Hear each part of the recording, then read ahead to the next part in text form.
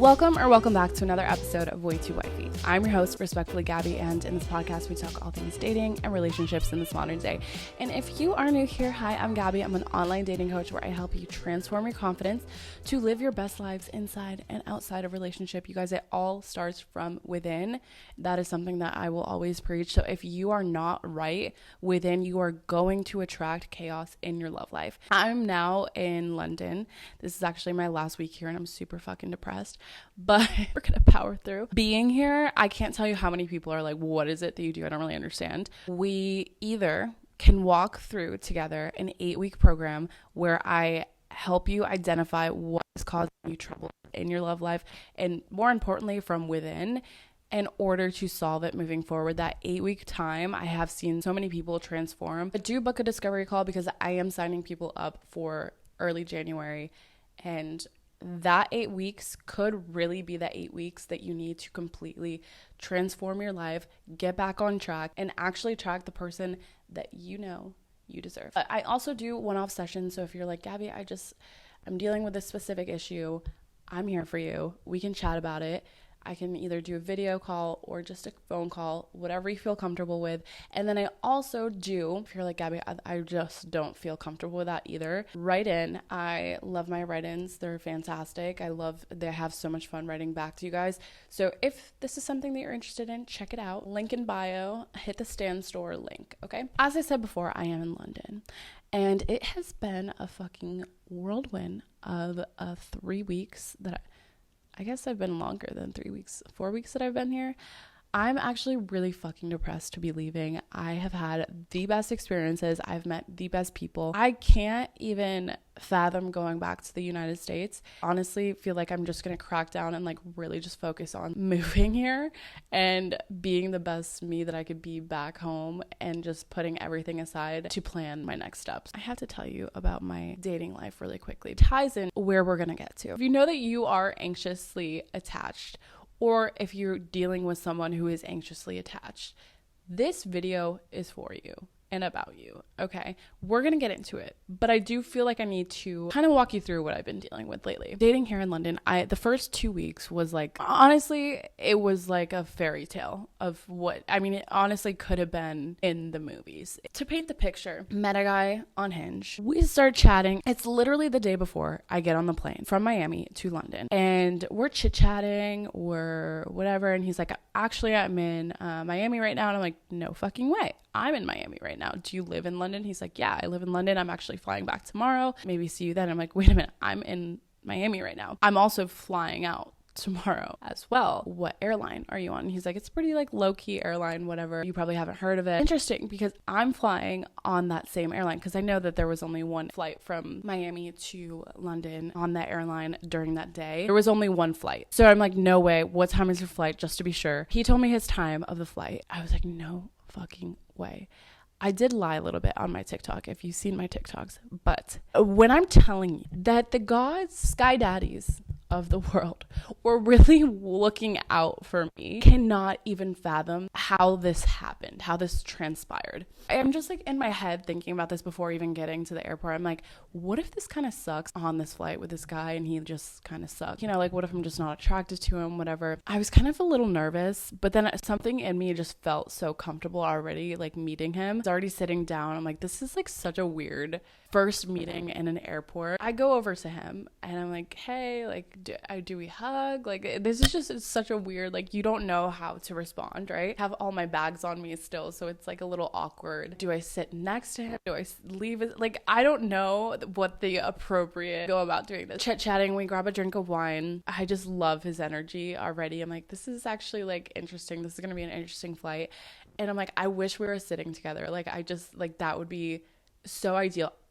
Ironically, I had been watching the Netflix movie Love at First Sight. As I was booking my flight to London, I was watching this movie. And my mom goes, oh, that's why you're going to London. And I'm like, maybe it is. Maybe this story will happen to me, Mom. Sure enough, we are like a couple rows apart. I have a middle seat, so I'm like depressed. And he has, he's sitting with a row of people.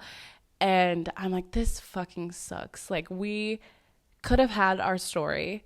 And now we're sitting here. I probably won't see him after this flight, realistically. So more and more people are getting on the plane. I'm noticing that it's starting to slow down and still no one is sitting on either side of me. I'm like, oh my God, I'm the only person in this whole row. This is fantastic. And then I saw him walk by. I'm like, oh my God, I thought I lost you, because he had to check in a bag. So I just boarded the plane before him. So as I'm sitting there, I noticed that he's walking my way.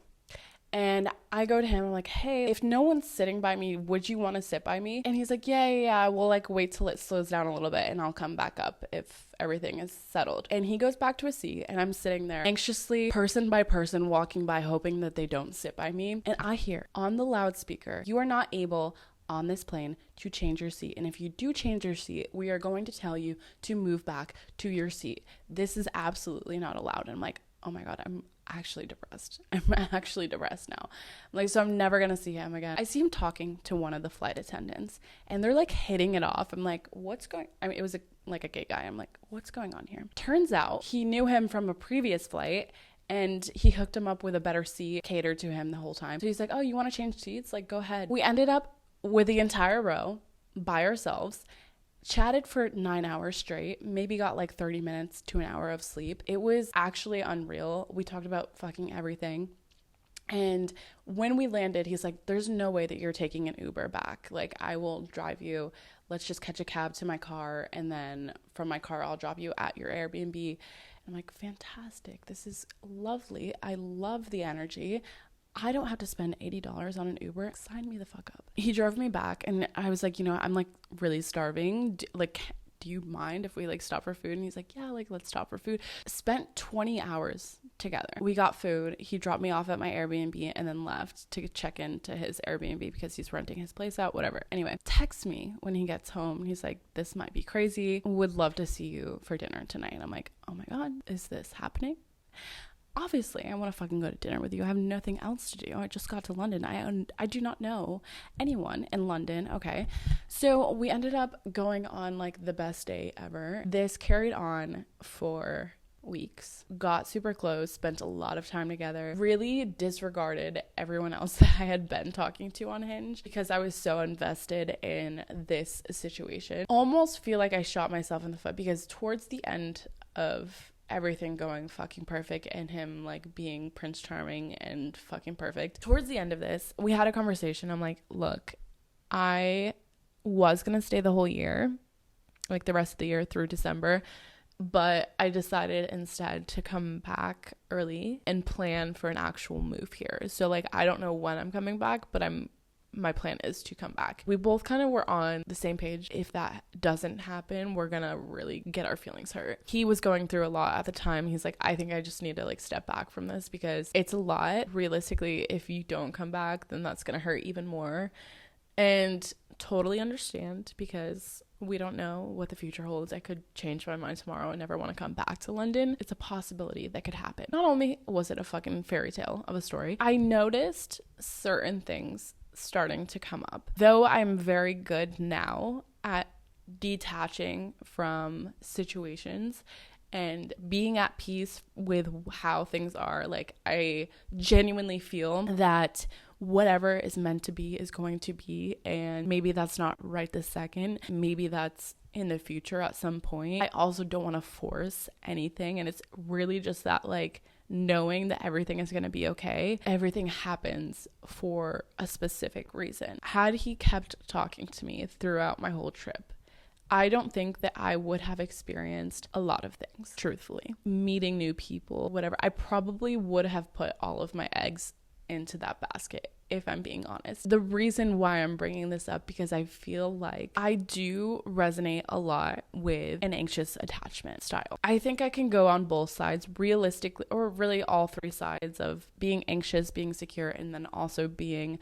a little bit avoidant here and there. I had to touch upon this because it really was an eye-opening experience for me and something that moving forward I need to be more aware of and be more wary of when I am starting to date. Was starting to catch feelings for this person pretty early on, probably too early on is what I'm saying. Genuinely feel that whatever is going to happen is going to happen, and I'm okay with whatever outcome if I never see him again and life goes in different ways and he finds the love of his life and I find the love of my life, I'm gonna be okay regardless, right? And it does fucking suck a bit, but I'm gonna get over it and everything's gonna be fine. I think that just having that type of mindset, so okay with how things are going to unfold. He has set the bar so high to where I'm not going to accept anything less.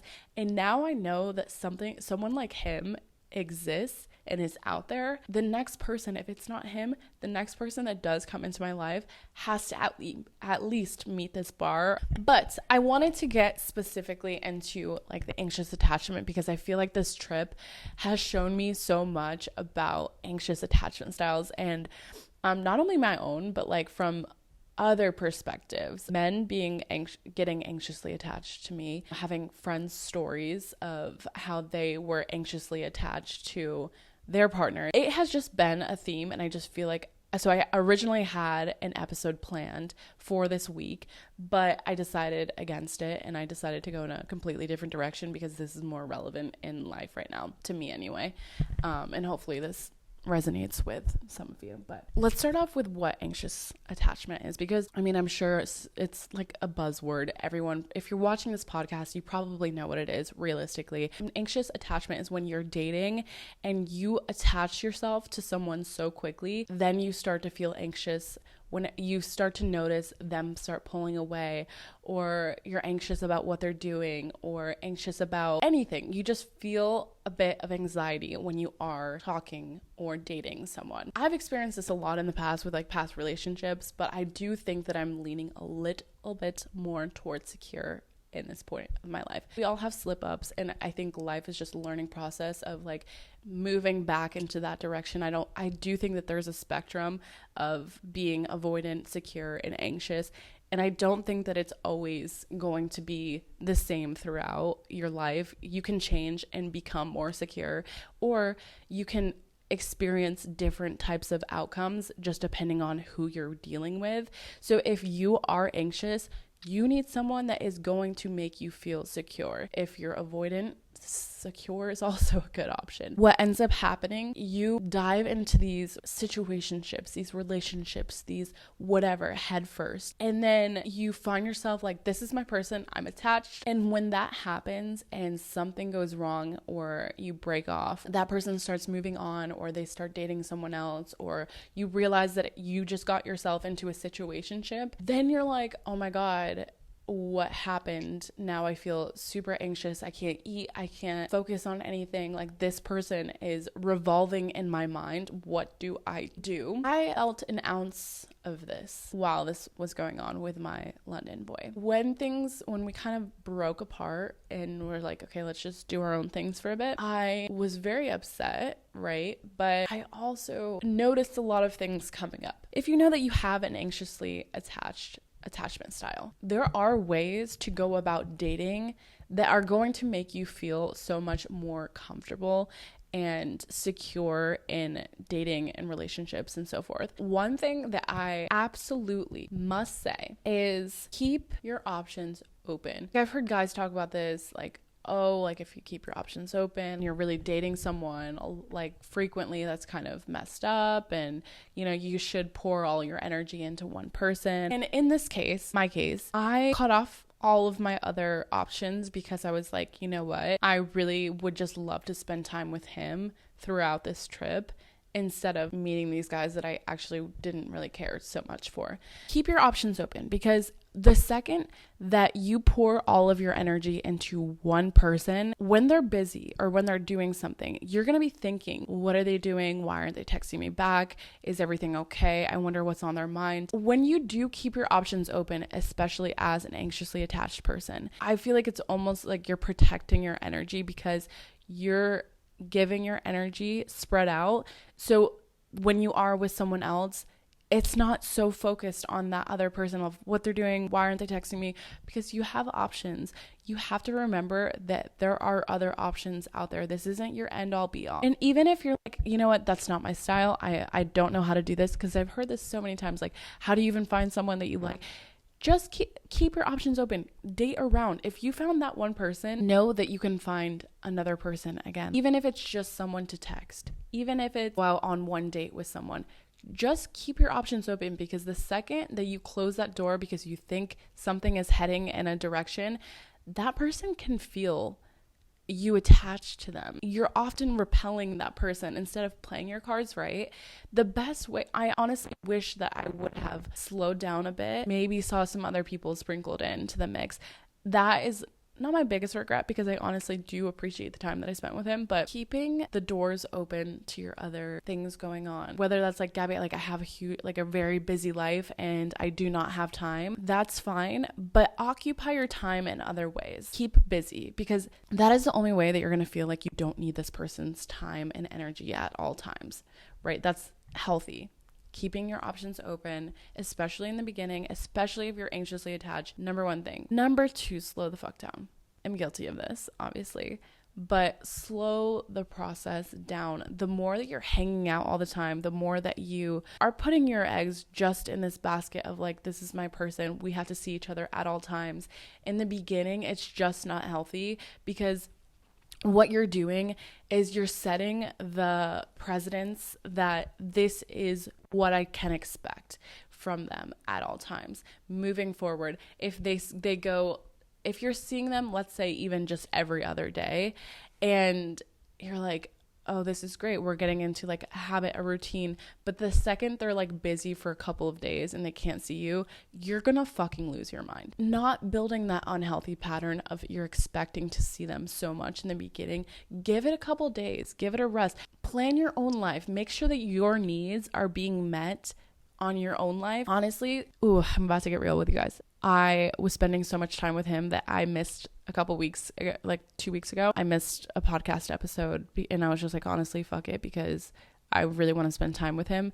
But I feel like this should and is my priority, and I felt very guilty about not posting a video that 1 week. If I'm being honest, make sure you're getting what you need out of your life. If you have an active routine of like, hey, I go to the gym 5 days a week, but now you're seeing this person and you really want to spend time with them, so you're skipping the gym in order to hang out with them. Do the things that you need to do to keep your own life, keep yourself stable, and then when you do find time, spend it with them. The excitement and the thrill in the beginning, but I promise you, the more that you get attached to that person, you're gonna end up losing yourself in the process, because you now are not doing the same things that you were doing before. Losing track of your sleep, your priorities, your life, in my sense, like my business, my everything going on. I was falling a little bit behind in work. Like, it throws off your whole rhythm of life. Pour into yourself first. If it's self-care, if it's whatever it is for you, you need to get those things done before entertaining the fact that you need to spend time with them. Because when you put yourself on the back burner, you're teaching other people that you are not as important. Your time is not valuable, will be taken advantage of, and it will backfire on you very quickly. Number 3, we need to talk about this, because I've noticed, not so much in this situation, but really just, well, maybe a little bit, just in general, setting boundaries.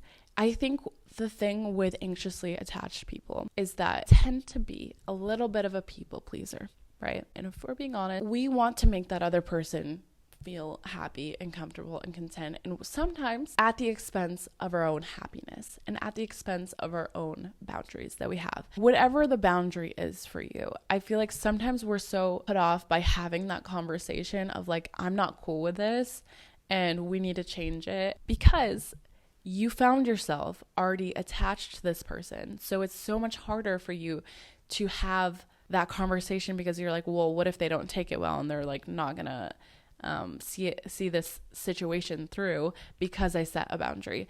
But in reality, what you're really doing is building resentment towards this person for overstepping their boundaries when they don't know that you have that boundary in place to begin with. But you don't want to rock the boat, because you're like, well, what if they leave me? I'm already attached. I cannot have them leave me. The thing with setting boundaries is that when you do set them, you're letting that other person know that this is not cool and I respect myself.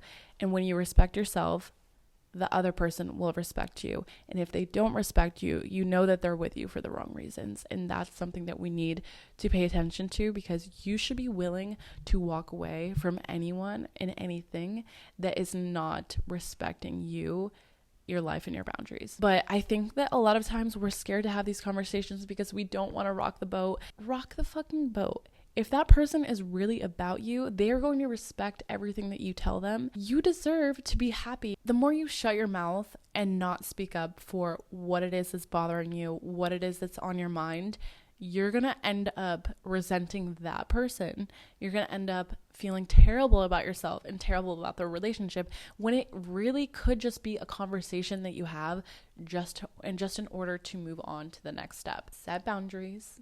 If something's bothering you, talk about it. And then also notice if you are starting to attach to someone and you're not feeling safe in that relationship, why is it that you're not feeling safe? Is it because you have not communicated what you need to communicate, like your boundaries, your feelings, whatever? Or is it because that person is not good for you and you know at any moment they're going to pull away? And if that's the case, do yourself a favor and be the one to pull away, because you have to respect yourself first and be willing to walk away when that person isn't meeting your needs. But have the conversation. I feel like so many of us are scared to talk to each other, scared to rock the boat. We don't want to upset anyone. But if something's on your mind and you really see a future with this person, you should be able to speak your mind and let your feelings and thoughts be heard. And if you don't feel like you can have a safe conversation with someone, it's probably not your person. That is it for this week's episode. I hope you got some value out of this. If you could, please leave that 5-star rating, hit that thumbs up, leave a comment. I love hearing from you guys. Hit that bell notification so you will never miss another episode. Hit the subscribe. If there's any topics that you want me to talk about, anything, honestly, being here in London, I have thought about so many things that I want to talk about, so might go with that. But if you have something that you want me to talk about, I am here for you, and I will see you all next Tuesday.